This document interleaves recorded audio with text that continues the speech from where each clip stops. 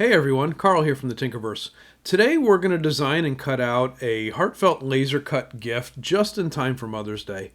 Whether you're making something special for mom, grandma, or that awesome mother figure in your life, this is a fun project that you can create easily in LightBurn and cut out on your laser. So let's get started.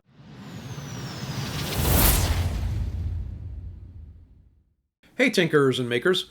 Did you know that only 13% of you are subscribed to the Tinkerverse here on YouTube? And just 12% of you have hit the bell to get notified when new videos drop. If you're enjoying the builds and the tutorials on this channel, would you please take a second to subscribe and ring that bell so you never miss a project? Let's get those numbers flipped around. Alright, back to the project. We're going to go with a monogram style cutout that features, in my case, my three children's names inset into the monogram. So let's take a look at how to do that. First thing I'm going to do is I'm going to draw myself a template that represents my workpiece. And my workpiece is 305 wide by 195 tall. And I'm going to go ahead and move that to one of the two tool layers and lock it just so that it remains stationary. And that gives me the boundaries to work in so that as I'm designing, I know just how big I can go with my piece. So next up, instead of designing every little piece from scratch, I'm actually going to use my art library. I have a set of monograms that I've purchased in the past, a couple different ones to choose from, and I've imported them into a LightBurn art library. This is not a full tutorial on the art library. If you would like to see that, please go ahead and leave a comment down below, and I will see what I can do.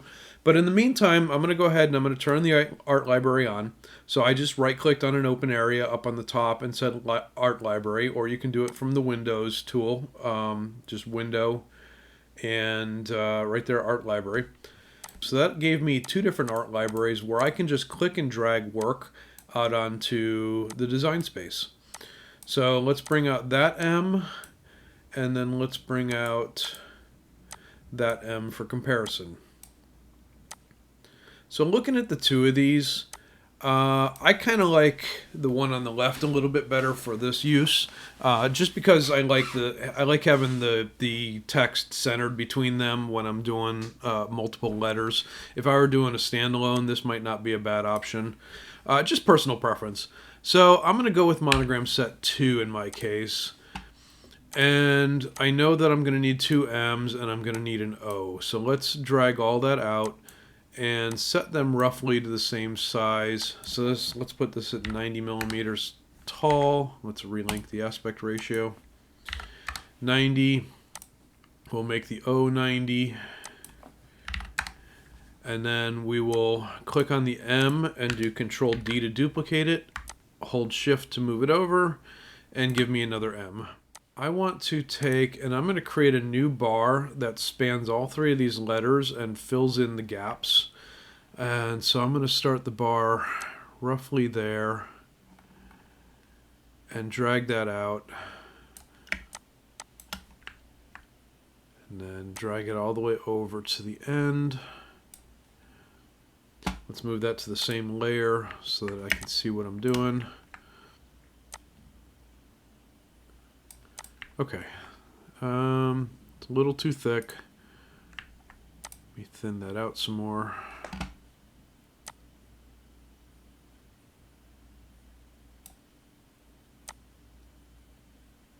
Okay, that works.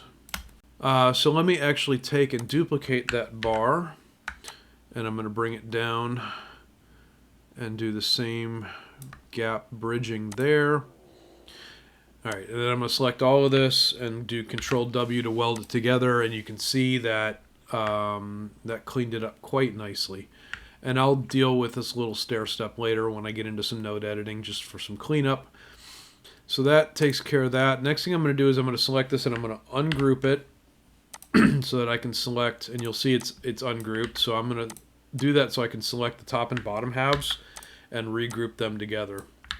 So now I've got two dedicated pieces, a top and a bottom.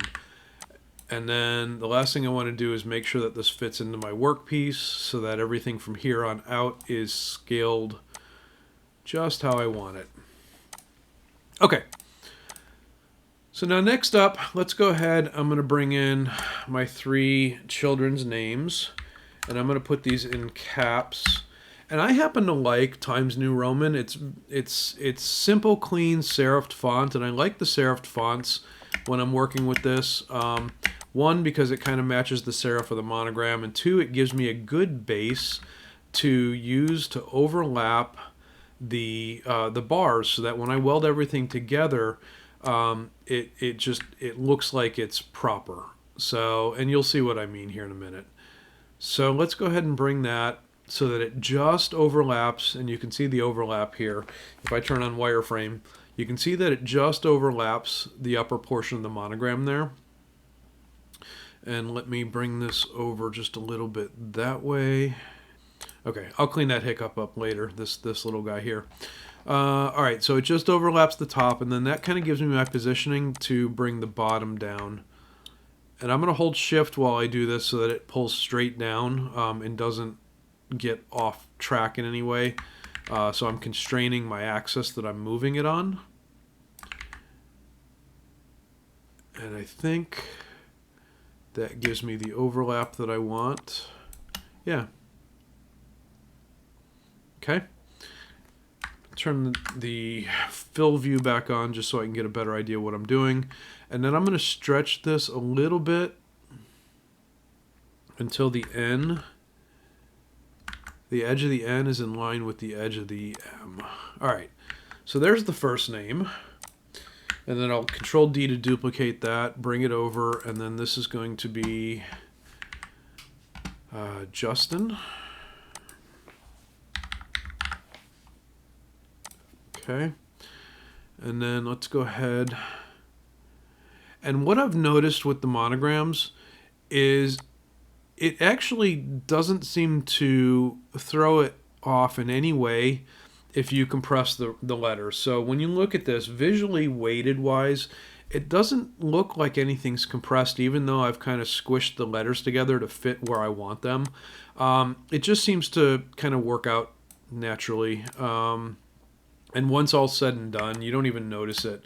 So go ahead, don't be tied to the constraints of the default letter proportions. Go ahead and manipulate them. If you need to shrink them up this way, or if you need to compress them, or whatever you need to do, even if they're different sizes, just make it look right in the overall design. And then last up, we've got Alyssa.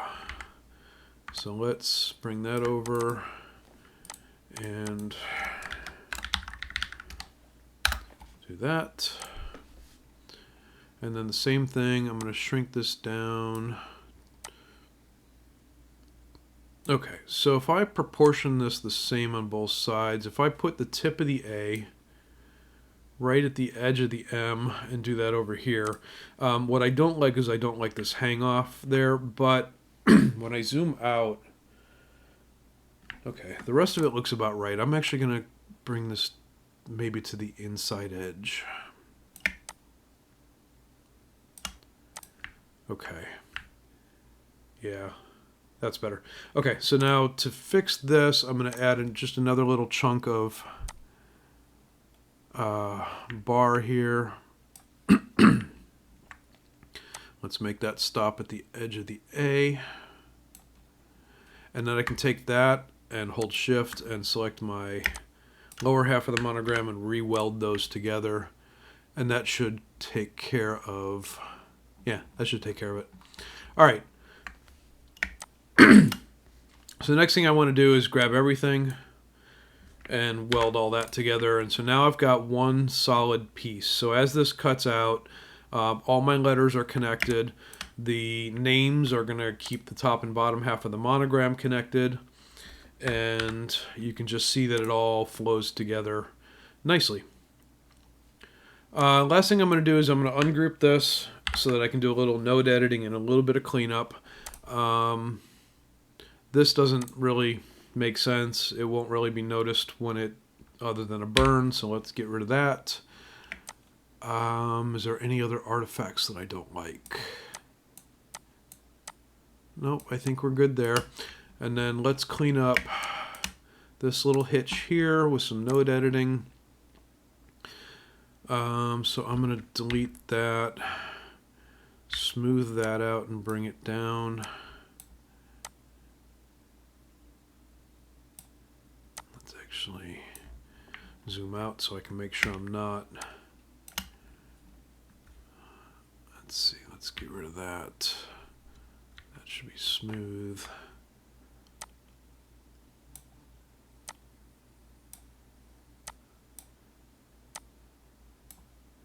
And again, so node editing is a little beyond the scope of this video, but I do have another video on node editing if you want to check that out. Definitely take a look through my LightBurn tutorials. But I think that got that one cleaned up nicely. And then, was there any more? Yeah, I want to clean this up. So let's just get rid of these two, and that'll straighten out that line nicely.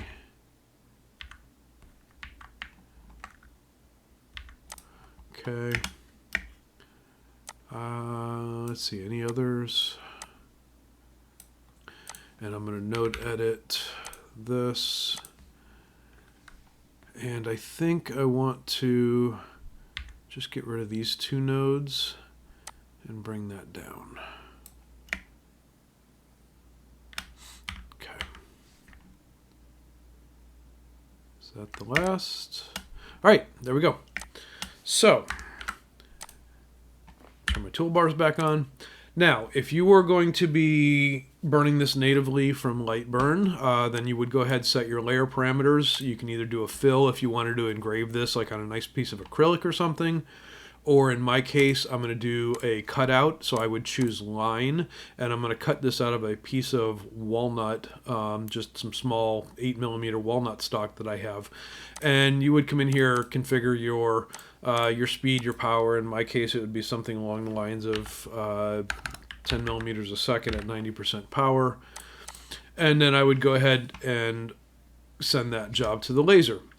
However, in my case, because I'm using my XTool P2, I'm going to do the additional step of moving this over to XCS to do the rest of the work from there. I'm going to select this, and I'm going to do File, Export, and it's going to export as an SVG. So I'm going to overwrite my version 2 there. And there we go. So now I have an SVG that I can import into XTool. So let's take a look at that. Okay, so I'm connected. Let's get a background refresh going here. And there we go. So there's my piece of walnut. And I'm going to go ahead and, in this case, I actually have it set to 3mm black walnut plywood. Is that all I've got? Yeah, that's all I've got, but I can... There's 6mm. Yeah. I'm going to treat it as if it's plywood, but I've got a set of settings that I know work for this. So let's go ahead and measure this. I'm going to do a aimed measure just to get the appropriate thickness, which is 8.7. That's good.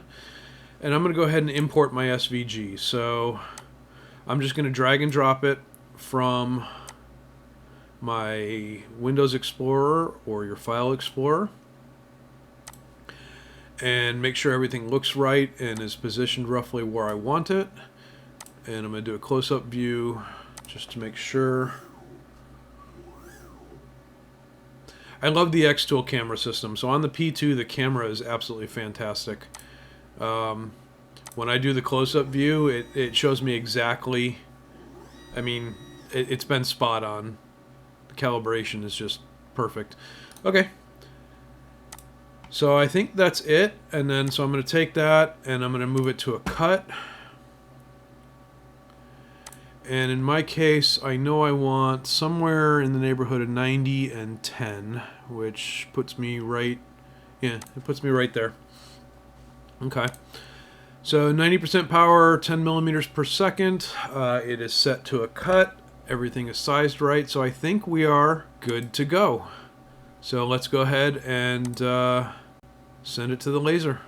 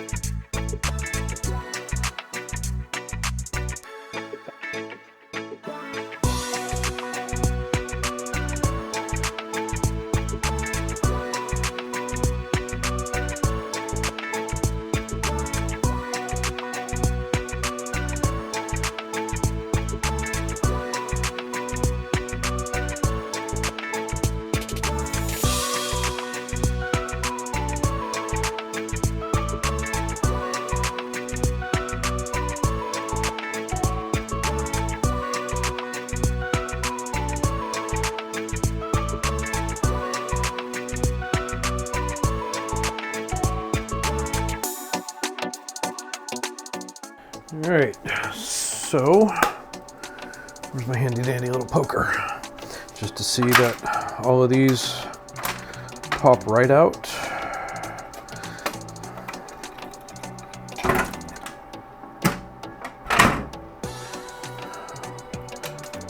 Pop out all the little inserts. Gotta be careful around, depending on the font you used. Some of those are really going to be thin. And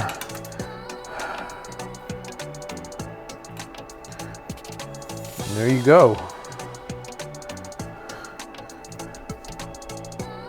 All right, so let's take that over to the bench and see what we can do with it. Okay, so after all that, that's what we ended up with there. I think it came out fantastic.